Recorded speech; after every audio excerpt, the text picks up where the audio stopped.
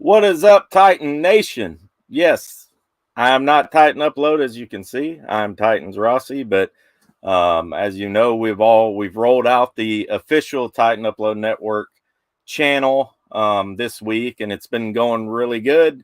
We've had a video releasing every day, which is cool. And you're basically getting 7 different content creators all on one network, all posting our stuff on one channel. So now you guys can just come here and watch all different types of stuff. We got a draft guru guy, we got a insider guy, we got a podcast guy, we got all different types of guys. So it's pretty good, and we are looking to expand as well. So pretty excited about it. But tonight, what we are excited about is we have the one and only Cory Curtis in the building, and we will go ahead and bring him in. I'm in my building, but I'm in your kitchen. Yeah, that's all. Right. How's it going, man? I'm good. You know what? I'm a total freak because I like the NFL offseason almost as much as I like the NFL season. I love roster building. I love the decisions that go into the roster building, and it's all fascinating to me. And we'll get more into this because I get a lot of questions about Derrick Henry and Jeffery Simmons and everything right now, and I talk about the business of it. And I always end it by saying, "Now I grew up in Chicago. If you suggested trading Walter Payton to me, I would have throat punched you at any time." Right. Oh yeah, dude. And it's there's a lot going. I'm with you there. I like the off season too. And it's good. I was talking to one of our fellow content creator guys, Titans and Truth, and I was talking to him on the phone the other day, but I was telling him, it's good for us too. It's good for us content creators and stuff because there's a lot of stuff going on. There's a lot of stuff to talk about, and even if it is rumors or whatever else, it's a lot of fun, And so I guess let's just go ahead and get this out of the way because we're going to talk about it. And I do want to get your thoughts on it and see, if there is any truth to it or whatever. But you've heard, we'll start off with the Derrick Henry thing. The guy, Mike Silver. What's his name? Mike Silver. Mike Silver actually released it originally about him being on the market. Yeah. Right. And then Kleiman came back and said, well, he's not on the market. What are your thoughts on this, man? Is he on the market? Is he not? Well, that was Jonathan Jones. Again, Kleiman reporting what somebody else said, that Derrick wasn't on the market. Look, Mike Silver has been covering the NFL a long time. All right. So if he says that multiple GMs are telling him at the combine that the Titans are shopping Derrick Henry, then something's going on. Now, obviously, somebody came back to Jonathan Jones and said, no, that's not true. So you got to ask yourself, why do we have these two conflicting reports? Because I don't think they're conflicting. I think they can both exist and both be true. Rand Carthon is, 2 months into the job? And he's trying to figure out, this is my estimation, he's trying to figure out the value of his team. And that includes, what is Derrick Henry worth?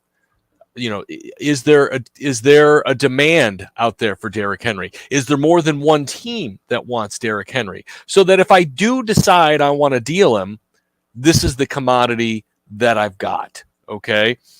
Say the Buffalo Bills start slowly and their running game struggles again. Derrick Henry could all of a sudden be worth a whole lot to the Buffalo Bills.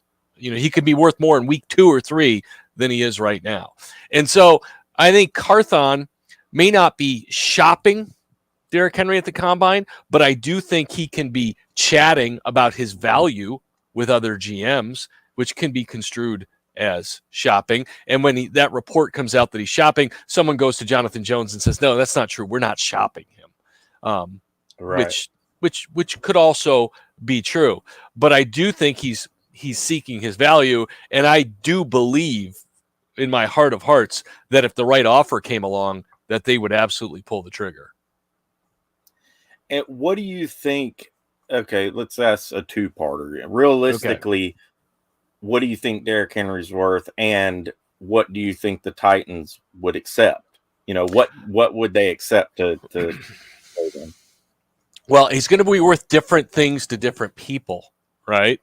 And right now you're looking for that team that needs Derrick Henry to win the Super Bowl, because for any other team he doesn't make any sense. He's 29 years old and he's 12 million against the cap, right? I don't know what his number actually against the cap is this year, but it's in that range.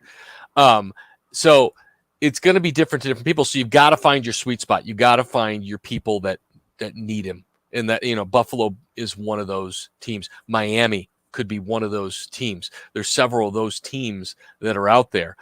I think those teams are going to offer in the neighborhood of a third or fourth round pick would be my guess. He's 29 years old, entering the last year of his deal with a high cap number. If I were the Titans, I would push for a 2. You're not going to get a 1. That's ridiculous.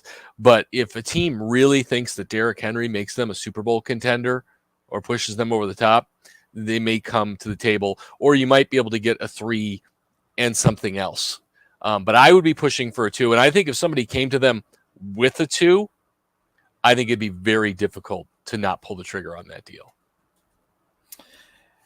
Yeah, it would be. And I released a poll the other day, just a kind of pointless Twitter poll, I call them, but they're fun sometimes. But, hypothetically, as a Titans fan, who would you keep if you had to keep one of these guys? Because these have been the big names. Yeah.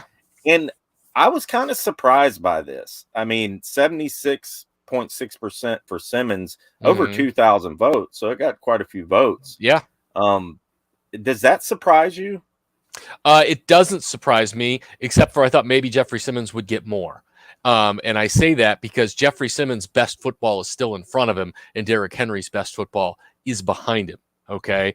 And, if you're looking for the Titans and you're looking at building your future, it's with big number 98. It's unfortunately not with number 22. I mean, Derrick Henry's on the last year of his deal, and I got news for you. He's not going to get another one with this team. I mean, I could be wrong. I don't see him getting another contract with the Tennessee Titans after the age of 30, in which he'll have over 2,000 carries if he plays this year with this team, like we expect he probably will. So I think absolutely Jeffery Simmons is your future. Jeffery Simmons impacts every play on defense. He's like bacon. He makes everybody better. Right. Okay. And so I think Jeffery Simmons is absolutely the guy that you need to build your whole defense around. Look at what Chris Jones does for the Chiefs defense. Look at what Aaron Donald does for the Rams defense. I mean, those guys are wrecking balls inside, and they make all the other guys better. Yeah, and I agree with you there. I just thought, there would be a lot of fans who were really attached to Henry, and which, it would. Yeah, and I am too. I mean, it would suck to see Henry with a different team, especially in a Bills uniform, like of all teams. Like I said, growing up, if you told me you were going to trade Walter Payton, I would have throat punched you. But this is the business side of thing that we're talking about. And do I see the Titans being a Super Bowl contender next year? No, I don't. So my question is, what's the point? Right. Yeah, I agree with you. And I was talking with somebody the other day about that. Like, it depends on what direction you're going in as a team too. Mm-hmm. If you're not going to be able to rebuild the O-line like you want to in one offseason, which I mean, it's a possibility they're not going to be able to, not the way they want to. And they're going to have a lot of money coming up next offseason. In a way, you're almost doing them a disservice. If you want to, cut them loose and let them go try and get a ring somewhere or something like that. I mean, imagine him in Buffalo or some team like that. Good Lord, man. Even Miami. I mean, he would improve them a lot too. But at the end of the day, I don't want to see him go. I don't either. I love him as a Titan, but realistically, I guess it all depends on what is Rand's plans, what is their plans, and nobody really knows at this point far as they could go so many different directions right now. We have no idea Because like literally, we could go into next season and Henry and Tannehill could both be gone, and it just looks entirely different. But we don't know, and that's what makes this year so fascinating because they could both be back, one or the. I mean, it could go a million different ways. Yeah, it's going to be this is going to be one of the most interesting off seasons in a while, I think, for the Titans. And there's a lot going on with Ryan Tannehill's name coming up. A lot of fans are talking about it. I would say it's kind of split. A lot of people. There's a lot of Ryan Tannehill loyalists, and he's a good player in Tennessee. He is, and I'm not knocking that, or anything. And but he's done a lot for this franchise. I mean, he's really stepped up, and we've been other than this year, a perennial playoff team. Since he's been with us. I mean, you were a win away in the last game of the season from going back to the playoffs. So I mean, you're right. Despite everything, you're still in playoff contention this year. Yeah, despite all of that. And I just don't see any other route at this point. Like, okay, you go out, you shop Tannehill. I mean, what do you get for Tannehill? Maybe a second, a fourth, 3 and a 4. A 3 and a 4. Yeah. I mean, I've heard people saying, since Carr signed and who else signed? Geno Smith, Daniel Jones. By the way, that deal is laughable. It's $40 million a year. He had 15 touchdown passes. 15. That's less than one a game. It's insane what these quarterbacks are getting paid now. I mean, even Derek Carr, I think his was $34 million a year or something like that. Yeah, 37 and a half. But which is less than Daniel Jones, and he is far more accomplished than Daniel Jones. Far more. Yeah, it's insane, man, how these I mean, it's going to get to the point where, I mean, how are you going to pay your other players? They're paying these quarterbacks so much money, man. 25%. And even Ryan Tannehill's contract this year. Yeah. I mean, it's what, 36 something million? Yeah, 36. And is there any way they do something with that contract? They could extend him.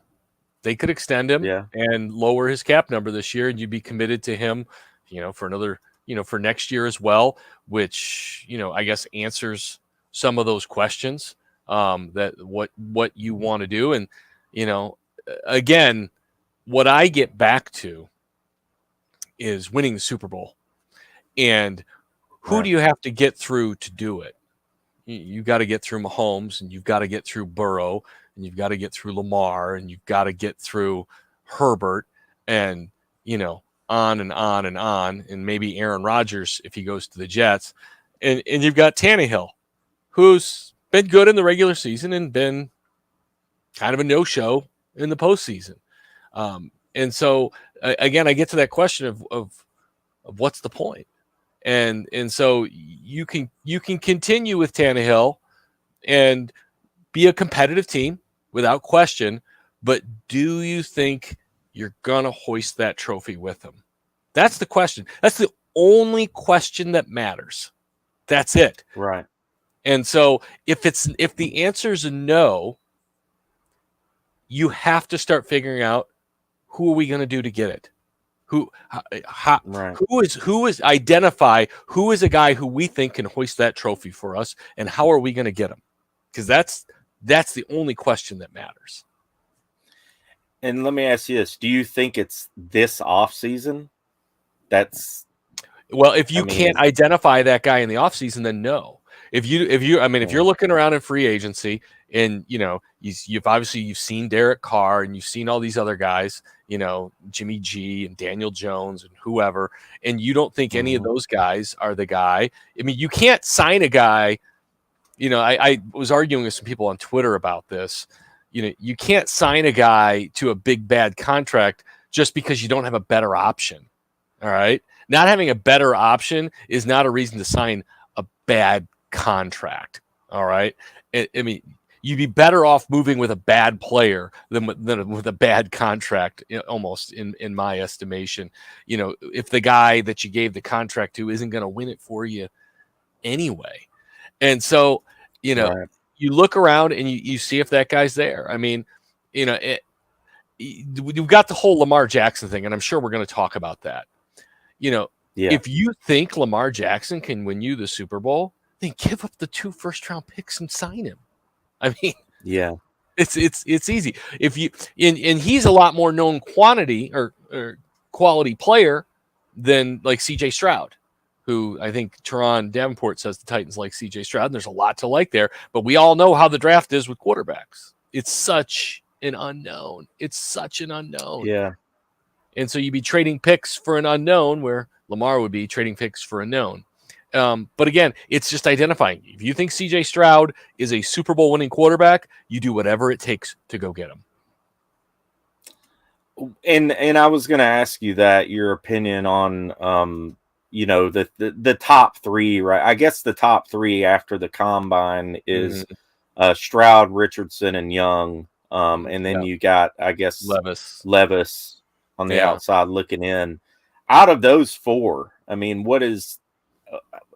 do you like any of those guys? I mean, I like any Stroud of those a lot. Guys? Okay.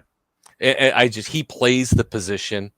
He stands in the pocket and throws the football and throws it really well. I really like Bryce Young. I mean, watching Bryce Young at Alabama was great. I mean, he made big time throws. He was, unflappable in clutch situations. I just don't like how small he is. That's it. He's 5'10", and at 200 pounds, he's a blown up 200 pounds. That scares the bejesus out of me. Okay. Right. I watched quarterback after quarterback out here at Nissan Stadium get hurt. All right. I need somebody durable. All right. And CJ Stroud is a bigger guy. Look, Anthony Richardson is now the Mike Mamula of quarterbacks. Okay. I mean, Mr. Combine, obviously unbelievable. And if you said, we can coach this upside and we can do this, blah, blah, blah, blah, blah, I would get it. I would totally get it. But there's still a gamble there because the tape is still the tape. All right. Right. And the tape at the end of the day with him is imperfect. Okay. But the athletic ability is still the athletic ability. But you're asking me, I like a guy who I know can play the position.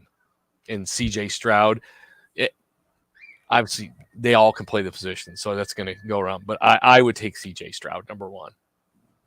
Right. And I like Stroud a lot, too. I mean, seeing him at the combine, how accurate he is. He just looks the part. The only knock on him is the Ohio State thing. And he plays for one of the elite programs in the country?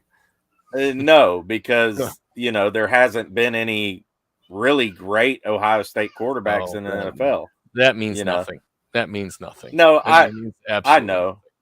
I mean, yeah, I know. Because how many great Tennessee quarterbacks have there been in the NFL before Peyton Manning? I don't know. Can't really. Did it stop anybody? Can't really think of anybody. Yeah, it didn't stop anybody. How many great quarterbacks came out of Pitt before Dan Marino? Right. There you go. So nobody. No. And so I it's like when people say, well, the Titans can't take a quarterback because they tried Vince Young and they tried Jake Locker and they tried Marcus Mariota and none of those worked. None of those guys have a darn thing to do with CJ Stroud or Anthony Richardson. All right. Right. Imagine if the Chiefs said, well, we haven't succeeded in drafting a quarterback, so we're not going to draft Patrick Mahomes. It'd be stupid. All right. You got to trust your personnel people to make good decisions. And you know what? If they don't make good decisions, they won't be your personnel people and you'll try somebody else.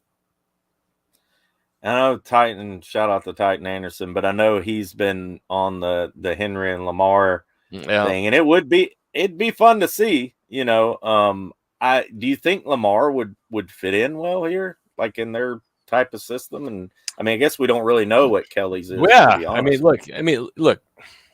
Lamar's a freak athlete and, he has thrown touchdown passes. He is not the perfect passer without question. So, look, Lamar would be Lamar. I worry about him getting hurt. I do. And I worry about as good as he's been on good teams, and they haven't been to the Super Bowl.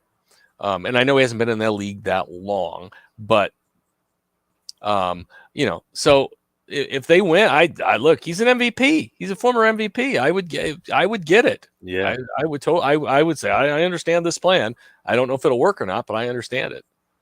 And apparently, there's a bargain for him right now, with the way they've but you got to be able to sign him. Right. And I don't really I was reading up on this earlier. I didn't really quite grasp the concept of what, like, he's franchise tag, but it's unexclusive, right? Yep. So basically he can go sign with another team if they match it or something like that. It's 36.5 million. They have first, like, okay, say the Titans offer him 5 years and $250 million fully guaranteed. Okay. Which I would imagine he would agree to. The Ravens can then say, okay, we're going to give you 5 years, $250 million. It's just like when the Predators had Shea Weber sign the offer sheet from the Philadelphia Flyers, and the Predators matched it. But they could also look at it and say, yeah, we're not interested in that. We'll just take your 2 number ones. Right. So basically they just have to, like the Ravens would have to come back and match it type of thing. I mean, yeah, it seems like a pretty good deal for him, I mean, well, look, I mean, if you're a team like say the Titans and you want to get a starting quarterback, 2 number ones for a proven commodity is cheap. Yeah. I mean, what did the Broncos give up for Russell Wilson? I mean, they gave everything but a kidney. I mean, they lost a lot more than 2 number ones. That's for sure. Right. So, yeah, I mean, it's, it says to me the Ravens aren't terrified to lose him because it's not an overwhelming loss. They may also know that Lamar's asking price, like what his contract terms, are so ridiculous that nobody's going to be able to sign him. Yeah. Is there a chance, do you think, that the Titans they get rid of Tannehill and they just roll with Malik and Dobbs? I mean, if they're in a rebuild type of thing.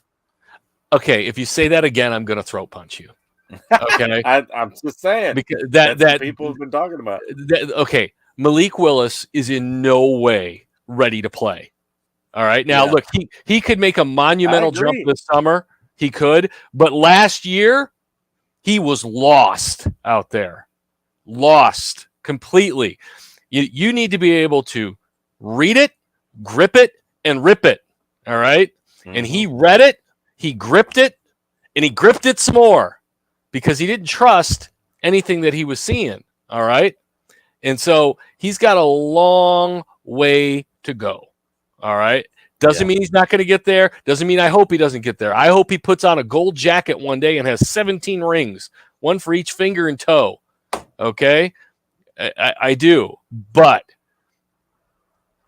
what was Justin Herbert his rookie year? What was Patrick Mahomes his rookie year? How many quarterbacks have we seen where Malik was as a rookie go on to be great NFL quarterbacks? Not many. I hope he proves me wrong.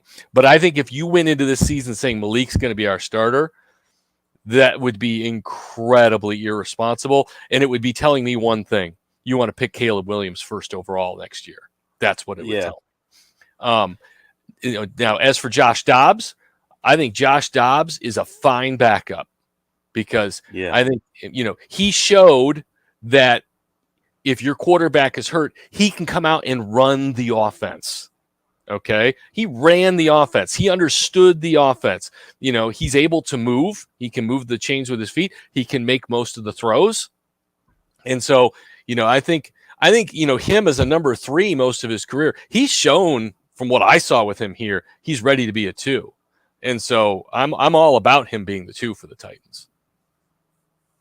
Yeah, and I agree with you on Dobbs there. And there's a lot of Tennessee fans are like, roll with Dobbs, he could be the starter. But I don't, I think he is a good backup, and he would be a good backup. And you're right. If they did do something like that, they're obviously saying, okay, we're just gonna see what happens. Hopefully we can go get Caleb Williams or something like that. We were talking about CJ Stroud. Do you think could be a franchise quarterback? Like, is he that good, do you think? CJ Stroud? Yeah. Yeah. I mean, somebody's going to take that gamble. I mean, yeah. Look, his numbers at Ohio State are sick. Okay. He had as fine of a throwing session at the combine as any quarterback has ever had.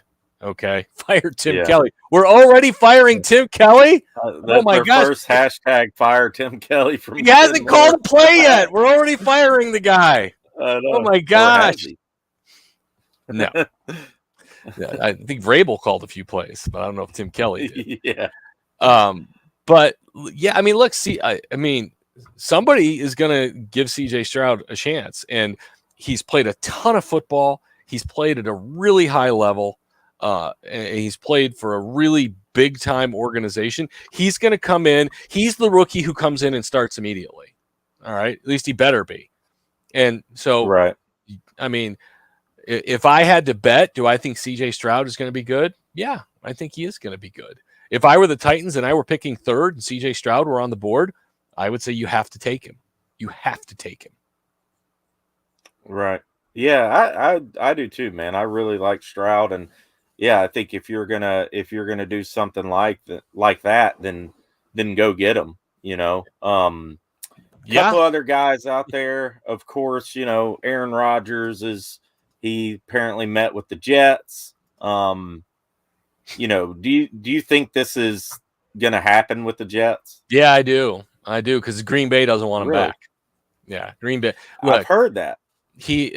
All the reports are Green Bay's tired of it, and again, what has Aaron Rodgers done in the last decade other than underachieve in the postseason? I mean, he's a 9 million time MVP. We all agree he's maybe the most talented quarterback to ever play the game. When you look at athletic ability, throwing ability to play the position, you could argue better than Manning and Brady. But how many Super Bowl rings does he have? One. He's got one, and that came over a decade ago. And he's 40, which means he's getting worse and not better. And he's just getting weirder by the day. So his leadership qualities are severely lacking and only seemingly gets worse. I mean, you would think someone with Aaron Rodgers' resume that teams would be flocking to come and get him, right? They're not. And there's a reason. He's old, he's expensive, he's really weird, and he's underachieved in the postseason. He's got all those things. And so I do think that, the Jets are desperate. And if the Jets don't get him, they might be calling Rand Carthon. And I think that that's one of the reasons to really watch to see if this deal gets done or not. And like the Power Hour says, 12-10 in the playoffs, which is pretty shocking, considering the stats he's put up in his career. And yeah, that's an interesting point you bring up. You don't hear a lot of teams, you don't really hear a lot of rumors of other teams like you do some of these quarterbacks like Lamar and heck, even Derek Carr for that matter. Yeah. Derek Carr, you heard which is this team and that team, they're all talking about Derek Carr. Who's talking about Aaron Rodgers? Yeah, that's an interesting point, man. I haven't thought about that until you brought it up, but that's an interesting point. And yeah, he's doing his darkness retreats. He's on, a lot of the teams don't like that he's on McAfee's show every Tuesday either. Yeah. Teams don't like that. Coaches don't like that type of stuff. And you couldn't tell me that, Mike Vrabel would be on board for something like that. I mean, look, Mike Vrabel's been on the bus, so I don't know. I do know this, that virtually everything Aaron Rodgers does says I'm an individual in the biggest team sport there is. Yeah. That's a good point, man. That's a really good point. I do have a clip from the combine. Okay. You were there at the combine, of Vrabel talking about Malik and Dobbs and Tannehill.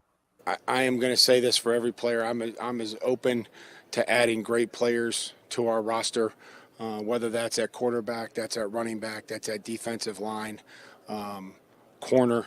You know, I do believe that we have, you know, we've got some needs and some holes. I've told you that. I've asked them to look for players that have an element of speed, violence, and versatility, and that's one I want to look for, and look for offensive linemen that can protect the quarterback.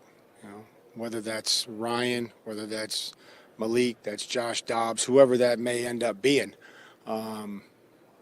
Those are things that, you know, we have to do a better job at. It's an interesting answer.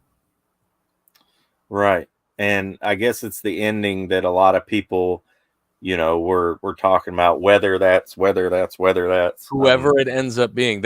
That's not Ryan's our quarterback. But he also made it clear they're looking for the best players they can get. I may have said this before when I talked to you, but I always remember the conversation I had with Floyd Reese back when he was Titans GM. And it might have been back when Aaron Rodgers was coming out in the draft. And I was asking him, who was the other quarterback that came out in that draft? It was Alex Smith, right? Yeah. Okay. And I remember asking him, you know, if one of those guys falls to you, you know, and the Titans had McNair at the time. I said, do you have to take a quarterback? And he said, it doesn't matter who you have on your roster, who your quarterback is. If you identify a guy in the draft as a franchise quarterback, no matter who you have, and he's on the board when you pick, you have to pick him. You have to pick him. Right. Number one, because you can't have too many good players. Number two, because you can have the commodity as well, which says to me they didn't identify Aaron Rodgers as a franchise player because he was certainly on the board at the time. And so Mike Vrabel is saying, you know, look, if C.J. Stroud slides to 11, I don't think the Titans are going to pass up on him. I think they're going to have to take it. And I think that's, you know, I don't know if that's what he's exactly saying, but I think what he is saying, if we get the chance to get somebody who we think is better than Ryan, we're going to take them. And that goes for every position on the team. We're going to try to get better. And that's the business of football. What do you think of Will Levis? Big, strong arm. I mean, obviously big, strong arm, you know, played at Kentucky. I saw Pete Prisco tweeted the other day that if he played at Alabama or Ohio State, he'd be the first pick of the draft, and it would be easy. And when you see the arm strength, you can say that. But when you watch the tape, you know, and you see really good stuff, but much like Anthony Richardson, there's other games where you just go, right? And so, again, I think it's who's developing your quarterbacks, what's your belief in them, and what are they telling you? I think there's more of a leap of faith with Levis, but again, it only takes one person to fall in love with a guy's arm, and he's got a cannon. There's no taking away that he's got a cannon. But the one thing I'll say is, we had a coach here who fell in love with a guy who was a total knucklehead at quarterback because he was big and he was tall and he could throw the ball forever. All right. He's now that guy's son-in-law, and both of them are out of the league. Right. That's Ken Wisenhunt and Zach Mettenberger, for those of you keeping score at home. And my point is that there's lots of guys who are big and strong and throw the ball really hard. Playing the position at this level is here, and it's here, and then it's here. Yeah, it's very true. And I almost feel like Levis is, and I might be way off here, but is almost kind of like a Cutler type of I could see that guy. You know, Jay had some really good years in the league. Yeah, he did. He really did. But I don't know. I mean, it's if you're sitting there at 11 and you know Stroud is off the board and Young is off the board and you got Richardson and Levis there, you know, I don't know. I wouldn't take a chance on them at 11. I would only take a chance on Stroud if he's there. But I just don't. I think Stroud's going to be the first QB taken. I mean, it'll be interesting. Because I wouldn't be surprised if somebody trades up to go get Anthony Richardson, with everything they've seen. But I mean, and then obviously everything Bryce Young. You got three guys, and it's really going to be interesting. By the way, SM Ducky wants to know if I hate Ryan Tannehill. I do not hate Ryan Tannehill. Ducky hates Tannehill. Does he? He's been saying that forever. Look, he's been a good quarterback for this team, but he's let him down in the postseason, and there's no way around it. And also, and I'm not here to trash Ryan Tannehill because I don't hate him, but I've never loved his accountability. When he's had bad games, when he's done things that get him beat, and he does not step up and take responsibility, that really, really rubs me the wrong way. All right. So if you guys got any questions, please ask in the chat. We'll open the chat up for Cory here. Titan the Tiger wants to know what I think about Hendon Hooker. Yeah, and I was going to get to that. So okay, there we go. This Hooker, a wash. Is he worth look? I love Hendon Hooker. I do. He's big. He's strong. He's fast. He can throw the ball deep really well. He learned a new offense like that at Tennessee. And remember how I said playing quarterback is here and here and then here? He went to Tennessee and was stuck behind a quarterback who he had to know he was better than. He had to know he was better than Joe Milton. But what did he do? He didn't say a word. He just kept coming to practice every day, kept getting better, and kept proving, I'm the guy, until he got a shot. And when he got his shot, he went and grabbed it by the throat and never let it go. Here's the other thing I love about Hendon Hooker. Go to that Alabama win. What I will not forget about Hendon Hooker's career was one sequence. Against Alabama, second half, game is on the line. He fumbles, Alabama scoop and score, and you're just like, oh, here it goes. Here's where this is Tennessee. Here's where it all unravels. They're going to lose by 21 points. Next kickoff, he takes them right down the field and scores. Right down the field. Unflappable against Nick Saban and Alabama. And that, to me, says he's got the goods right here. And he doesn't let things get to him up here. And he's also smart enough up here to learn a new offense. So I really like Hendon Hooker. And I think he's going to be like Jalen Hurts, and that somebody's going to get him in the second or the third round, and they're really going to be glad they did. Because if you ask me, I like Hooker or Will Levis, I'd say give me Hendon Hooker. Wow, and it's a shame that injury happened, because he would probably be a first round pick. He probably would have won the Heisman. He was still second on my Heisman ballot. Yeah, and. I mean, I know the Titans, they've said that the Titans are interested in him. They've, liked the interviews with him. The good thing is, too, he's a little older, so he's probably a little more mature. He might be a guy you take a shot on in a second if he's there. They can't take a shot on guys right now. They need players. Yeah. All right. I mean, they do. They need 4 offensive linemen probably. They could use a corner. They need linebackers in the middle. They need receivers.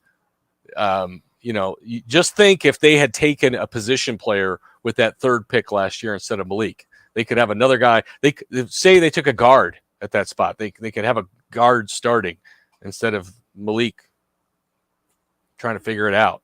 And again, I could be wrong. Malik could be the starter and could go to the Pro Bowl this year. That's just my guess.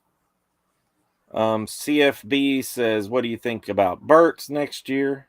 Well, I mean, there's a lot of ifs. If he stays healthy, if they can get an offensive line and have a quarterback on the field who can get him the ball, I look for a big step up from him. In the brief glimpses where he got steady time on the field, guy made plays. I mean, you look at the deep ball in Green Bay. You look at the touchdown catch against the Eagles where the cheap shot knocks him out of the game. I mean, right. he made plays that other guys on that team don't make. And so, I think he can be 1,000-yard receiver for this team. Not that being 1,000-yard receivers anything big, but this team hasn't had a ton of them. But I think he's got the ability to do it. Again, go back to Arkansas, put on the tape. Tell me what you see. Yeah, he's impressive, man. He, especially towards the latter half of the season there, he was, got high expectations for that guy. I know a lot of people are coming to his second season for sure. What else do we got here? MB says, Corey, do you think the Titans should try and trade number 11 for a 2024 first and have 2 firsts to use, go and get Caleb next year? So you're trading number 11 and you're only getting a first round next year? No. You need players now. I mean, you do. Right. And also there's still no guarantees that you get Caleb next year. If you want to get Caleb next year and you're in position to do it, then you just do whatever you have to do. Then, like if you want to trade Tannehill and Henry to stock up for picks, to have ammunition to move up this year or next year, I'm much more on board with that than giving up a 1 this year for the possibility to do it next year. And we forget about the value of rookie contracts as well. One of the reasons the Titans are in the cap spot that they're in is because they've whiffed on first rounders and they've then had to go out and pay players to make up for them. And it's totally thrown their cap off. And Ducky says, Tannehill has zero accountability. He is Zach Wilson's older dumb brother. Eric Grimes with the $5 super chat. I appreciate that. We appreciate that a lot. He says, what QB would be a surprise in the draft? We've already talked about Hooker, but yeah, I mean, you mean for the Titans to take? I don't know. I don't know what he means there. Maybe just in general. Well, I mean, look, Hooker is the guy who is not being mentioned in those top 4, who I'm really interested to see what happens with. And it's not because he went to Tennessee. It's because of all the traits and everything I saw from him that I really, really like. And I'm really interested to see, because like I said, there's a lot of Jalen Hurts there, except, Jalen's freakishly strong and he's actually really short. But, the ability to move and make throws and really good guy, good leadership. He's the guy that I think could surprise people and be a starter sooner rather than later. I guess I'll put it that way. Like if I were the Raiders and, if they go with Jimmy G or whoever they go with, and they could get Hooker in the second or third, I think it'd be a great pick for them. I've heard a lot of people talking about Tanner McKee. I don't know much about the guy. Yeah, he was down at the Senior Bowl, right? Was it Fresno? I think so, man. I would have to see. I think he was at the Combine, right? Yes. But I think he was at the Senior Bowl, and I think he was one of the main guys to play down there. Okay. Yeah, Stanford. Okay. 6'6", has the build and everything. A lot of people were high on him in the Combine. One of the most accurate in the Combine, apparently. But he's a guy, second or third round type of guy. Mm-hmm. But I don't know enough about him to really. Stanford had been very good the last couple of years, so not a lot of us watched a lot of Stanford. So right, so there's that. Yeah. Let's see what else we got here. We've kind of already touched on this, but will they draft a QB this year? Will they trade for a QB or stick with Tannehill? Again, this is the mystery of Rand Carthon and where this team's going to go. Those are all a flip of the coin. I know what I would do, but it's not my team to do it with. Every indication we've been given so far is Tannehill's the guy until he's not, right? So I think what we have to look for. I don't think that there's another quarterback out there who is so much better than Ryan Tannehill that they got to bring him in. Okay, so replacing him with one of these other guys, unless maybe you want to go after Lamar, that would be something else. But I don't know that. I mean, look, if they don't have the money to pay Big Jeff, or there's put it to you, how are they going to pay Lamar? He's going to get even more. So I would guess that Tannehill's back, unless on draft day some scenario opened up for them to get a guy that they really liked. That's what I would be saying. And we'll get a couple more questions here, then we'll touch on the Simmons stuff, because I do want to get your thoughts on that. The 615 podcast, he said, "What's up, Corey? Who do you take at 11? Quentin Johnson from TCU or tackle Peter Skoronski from Northwestern?" Can I take Paris Johnson Jr. instead? That's who I would take if he's there. I love him. I mean, when I see his build and see the way he moves and his arm length and push, I love Paris Johnson Jr. Now, if it's got to be one of these two guys, I like Skoronski, but I'm with a lot of people. When I see him, the first thing I see is a guard. Okay? He's got a little turtle in him, all right? He's got a little turtle in him. He doesn't have the big, long arms. And when you're on the edge, you need those big, long arms. And that kind of scares me. And I'd hate to burn the 11th pick on a guard. Okay, most people don't take guards at 11, and we found out why. All right, so if I'm given the choice, I'm probably going with Quentin Johnston from TCU.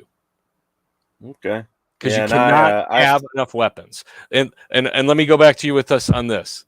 Remember the Bengals. Remember the Bengals, and remember Penei Sewell. Everybody said they had to take him, and they said, "Screw you, we're taking Jamar Chase." And you know what? They were smart because Jamar Chase is the goods. Oh, dude, he's incredible. And yeah, dude, Paris Johnson, I watched all his combine tape, and I've watched tape on him just in general. Dude, he's awesome. I mean, he could be your franchise left tackle. I mean, he really could. You know who he looks like to me? Brad Hopkins. Yep. I remember Brad Hopkins, and he just, when I saw him, I'm like, he looks like Brad did. And Brad was super athletic, especially coming out of college. He was a basketball player. And he was a tight end when he started. Time. Yeah. Okay. Yeah. No, Brad was a really good player. Excellent player. And that's when players weren't really, your left tackle wasn't, like now there's a lot of athletic left tackles and things like that. Back then it was even more, he was even more of a freak because it wasn't as prevalent back then it is now, One more question, then we'll get to Simmons. Al Pierce, the good Reverend Al Pierce, he says, "Corey, what do you think is going to happen to Jalen Carter in the draft?"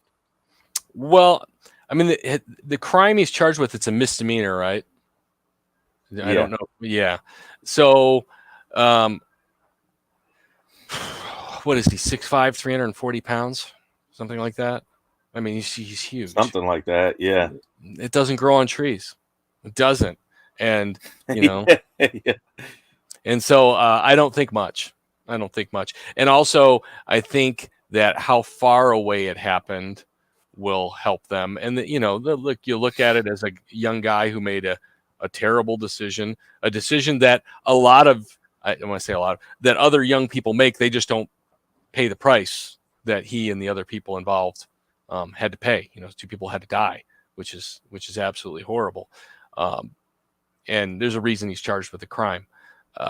But I would still say he's safely, in my estimation, a top 10 pick. But maybe I'm wrong there. Maybe teams,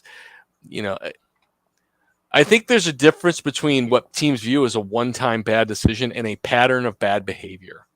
And if more comes up from his past that he's made other bad decisions, then that could have an impact. And I guess this kind of moving on to the whole Simmons deal now, Mm-hmm. It's kind of the status quo now, I guess, for a lot of Mm-hmm. players to unfollow Scrub the their team, social media. scrub their social media. What do you take of this, man? Is this something is it a big deal? Is it, a small deal? Does it matter? Look, no, I don't think it's a big deal because ultimately that's not what decides if a guy's going to sign or not. Dollar signs. That's all that matters here. I'm sure his agent told him to do it. You're trying to win the war of public opinion to put pressure on the team. We're talking about it here now, showing, hey, Jeffrey's obviously frustrated with the way contract negotiations have gone. Yeah. He scrubbed his social media. Fans are barking at the Titans. You can't miss on Simmons. You can't miss on Simmons, especially after A.J. Brown. You can't let Simmons go. You can't let Simmons go. And so the team hears all that. It's all part of the ploy. But if the team comes to Jeffrey with a deal that he likes, he is going to sign it. Okay. And that's Right. all that really matters. And, you can go back to A.J. Brown. I mean, A.J. Brown did A.J. Brown stuff and got his way out of town. But Deebo Samuel was way more publicly vocal and made more stink on social media than A.J. Brown did. And he's still in San Francisco because they handled their business different. And so you let him scrub his social media. Guess what? He's still under contract this year. You can still franchise tag him next year, and you can still franchise tag him the next year after that. Nobody wants those things. The Titans don't want those things. But that's ultimately all that matters, not whether or not he's following you on Instagram. Right. And I mean, he's 25, arguably the best defensive tackle in the league, other than Aaron Donald, not named Aaron Donald. I think he's definitely a guy you gotta keep. You gotta do everything you can to make him happy. He's under contract this year, right? He's playing on his 5th-year option this year, which is paying him a little over $10 million, which is nowhere near what he's worth on the market. And he knows it. Yeah. And, so I don't know how far they've got to go, but, Mike Vrabel wants him in a Titans uniform, and I'm sure Rand Carthon wants him in a Titans uniform, and I'm sure Amy Adams-Strunk wants him in a Titans uniform. It's just a matter of how much he thinks he's worth. I'm glad he's got representation now. They may have a more realistic view of how things are done, and so we'll see. And if they want to kind of keep some of their defensive intact, I mean, you got guys, David Long, right? Is he a free agent or restricted free agent? I think Chris Frazier asked the status of David Long. This is my understanding with David Long. Okay, my understanding with David Long is he's probably not coming back. All right, because he's had multiple soft tissue injuries. Okay, and multiple soft tissue injuries become what Mike Vrabel calls a repeat offender. And Mike Vrabel is frustrated with repeat offenders. He also plays a position which has been devalued in the National Football League, middle linebacker. And look, David Long is really good. So don't get me wrong about that. David Long is really good. But I do know that the Titans are high on a guy. I think his name is Antonio Pace, out of Cincinnati. And he's basically the same player. He's a little undersized, really fast. So basically it's Jayon Brown 3.0. All right. And you get him on a rookie deal. Because if you're going to keep David Long, he's going to cost you $10 million a year. All right. And the Titans can't pay another guy $10 million a year who's not playing because he's hurt. They've had plenty of those guys. And I don't think they're willing to invest in a guy they don't trust to be on the field. It's why I don't know that Christian Fulton gets renewed when his deal is up. I mean, that guy's had 17 soft tissue injuries since he's been here. And I like Christian Fulton a lot. But again, availability is the biggest of the abilities. Right. And, obviously Vrabel has spoke on the injuries and the soft tissues and called guys out by name. I think he called Long out by name and Fulton. Well, he said, I don't know if he called him out by, maybe he did, but you talked about guys who are repeat offenders, and we all know who those are. Right. And we all know who those are. And I thought it was very interesting in his postseason press conference that when it came to the soft tissue injuries, he basically put it on the players and said it's up to them to be in a position to play fast. You know, he talked about, do you want to be a blister or do you want to be a callus? I thought that was really interesting. Yeah. Joe asked, who do you think will go after in free agency? And the Power Hour did a video on this on our network. Okay. I don't really know. I mean, I know there's some guys out there, and it's not a great group, is it? It's not. It's not a very strong group this year. Especially wide receivers. It's no. You got a guy in Philly that a lot of people are big on, the left tackle. Yeah. I can't remember his name. McGlinchey in San Francisco is another tackle right. that you could potentially, go out and go after. A guy like Robbie Anderson got released today. If you could get him cheap to be a speed guy on the outside, but that's cheap. Like I said, I don't love this year's free agency class. It's not tremendous because like in free agency, you're generally going to overpay. I mean, that's what a lot of teams do. John Hargrave is the guy. Oh, that's the defensive tackle in Philadelphia. Orlando Brown is available in Kansas City, but he's going to cost a fortune, an absolute fortune. So he's super expensive. McGlinchey, I guess, was another guy. I'm just going through my list of players here. Juju Smith-Schuster. Dillard's the guy from Philly. Yeah. Andre Dillard, I think. Yeah, he's a former, I think, first or second round pick. I think out of Washington State, and I don't know that he's as physical of a tackle as that they would like to have, but that remains to be seen.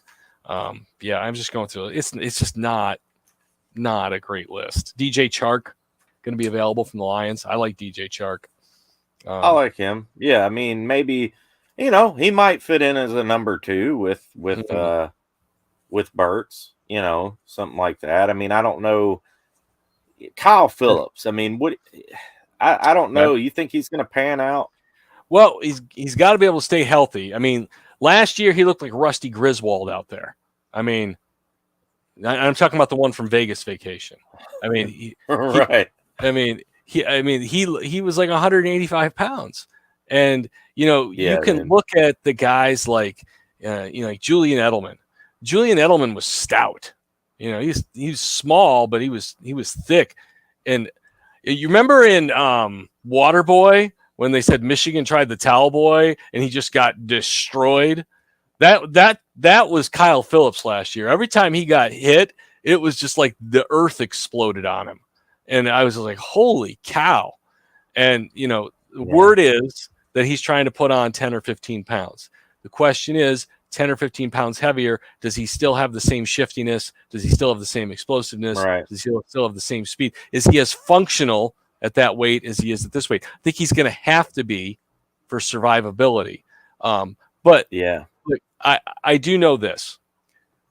Last year, John Robinson was very nice and brought us all in to watch game tape on all their picks and explained what they liked about all the players. And when that session was over, the player that impressed all of us more than anybody was Kyle Phillips. Kyle Phillips' film was ridiculous. Like, it was so much more than any of us expected. It was amazing.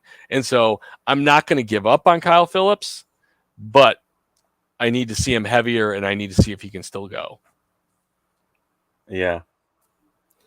Yeah, me too, man. And it seemed like every time he was getting hit, I mean, it was just like it was devastating. Like a train wreck, Yeah. It was kind of, and Lou, man, I don't know what your issue is, man. I don't know, but that's fine. It's all probably good, upset brother. with me for something.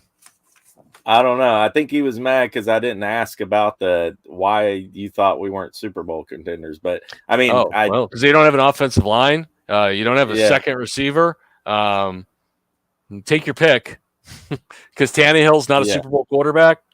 Take your pick. All right. I mean, it's pretty, obvious thing. I mean, we're not Super Bowl contenders. I mean, we weren't this past season.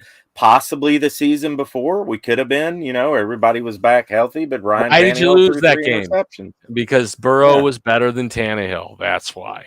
That's why. Yeah, and I was at that game, 4th row from the field in the end zone. I flew from South Florida. I was living there at the time. 16-degree weather, and I watched the crap show that Ryan Tannehill put on, and it's still terrible. I still think of that game, man. Like it still haunts me, and I think it haunts all Titans fans. Yeah, that and the Ravens loss. I know the first one where Ray Lewis scored, but the one where they had like 90 yards of offense and they ripped CJ's ankle off to knock him out of the game, and I think Flacco basically completed one pass to Derrick Mason, and I think Lindale fumbled, LG Crumpler fumbled. And I was like, oh my, I've never seen a team thoroughly dominate a game like the Titans dominated that one. They were also a 1 seed that year and lose. And it's just, I don't know how they get the 1 seed and it just all falls apart. Yeah, 2008 Ravens Titans. That game to me. This game, the one we're talking about, like I could just blame Tannehill. He was just not good enough that day. And that game is just like, oh my God, they just completely outplayed the Ravens and lost. Right. Yeah, I don't know. We got the number 1 seed curse or something going on. Anyways, man, thank you so much for coming on. Yeah, I'll let you go, man. I appreciate it very much. Y'all go. Cory's got a show on Channel 2, WKRN, every night, right? Monday through Friday, or Monday through Thursday, I'm on at 6 and 10. Sunday, I'm on Sports Extra at 10:35. Okay, so y'all go check out Cory Curtis. He's been doing it a long time. He's always gracious. Yeah, and you're always very gracious with your time, man. We really do appreciate it. And yeah, we'll see you next time, man. I'm always happy to talk about football. You will never have a hard time getting me to do that. So I appreciate being here. I appreciate everyone who's watching and chiming in. I'm sorry we can't address everyone who's on here, but I think it's awesome that you have so many people chiming in. And I do agree with your new format. The ability to provide new Titans programming every night, I think, is absolutely fantastic for fans. And I wish you guys all the best of luck. Well, thank you very much, man. I appreciate it. So we'll see you next time, man. All right. So that was Cory Curtis. He's awesome, man. Such a professional, knows his stuff, and we appreciate him greatly for coming on the network. Sorry we couldn't get to everybody's comments. You guys were killing it in the chat tonight. I mean, there's had to have been over 200 comments in the chat tonight, maybe more, and I do appreciate that. And like I said, this new thing that we're doing, guys, you got to subscribe if you haven't yet. We've just this week alone, I think 40 something new subscribers have hit the network. So we're literally releasing content every single day. There might be a day where we can't get something out or something like that, but you're getting content from 7 different creators. So you're not just seeing me all the time. You're not just seeing Upload all the time. You're seeing different people with different takes and different expertise. We got a great draft guy on the network, Draft Brian. He's really awesome. He's going to be doing a lot of stuff. This type of show right here, this live show, we're going to do this. We're going to try to do this every Wednesday night. Of course, Titan Upload himself will be doing his live shows too. He'll be posting on this channel as well. Titan Upload started this thing from the very beginning. I joined him a couple years ago. We started talking about this, building this thing up, and it's become what it is. But every Wednesday night, we're going to do a Rossi report. We'll have a special guest on, somebody like Cory Curtis. We'll probably get, try to get Teresa Walker on, maybe try and get Lance Smith, and just different people. I thought about reaching out to Teron Davenport, things like that. So just kind of look forward to that. Every Wednesday, we'll have somebody cool on. It might be another creator. We might have Titan Anderson on one night. We might have Titans in Truth or somebody like that. And you guys follow me on Twitter at Titans Rossi. If you guys got any recommendations for this show on Wednesday nights, just shoot me a direct message. I don't have my messages blocked or nothing. Even if you don't follow me, you can message me. Follow us. We have a Twitter at Tighten Up Network on Twitter. So we're trying to build that up too. But this is a really cool thing.